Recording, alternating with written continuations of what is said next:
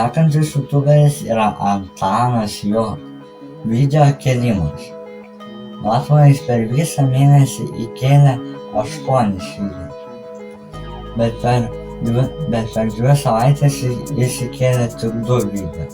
Tas sakyčiau, kad jis šiek tiek pasvyruoja, nes čia buvo realybės šou ir buvo daug turinio. Duokime 2 taškus, nes jis vis tiek šiuo metu dar vis įkelia 1 video per savaitę. Video montavimas. Čia žinokit, nėra žodžių. Antanas tikrai turi labai didelį sugebėjimą. Aš manau, čia tikrai yra daugiau vertų negu aš. Čia gauna tikrai 2 taškus. Filmavimas irgi yra tikrai daug pastangų ir realybės šou ir jau vloguose. Tai už tai tikrai duosime 2 taškus. Thumbnailai irgi visi labai geri. Tokie atrodo mano paprastesni, bet jau paprastai dar geresni. Tai už tai irgi duosime 2 taškus.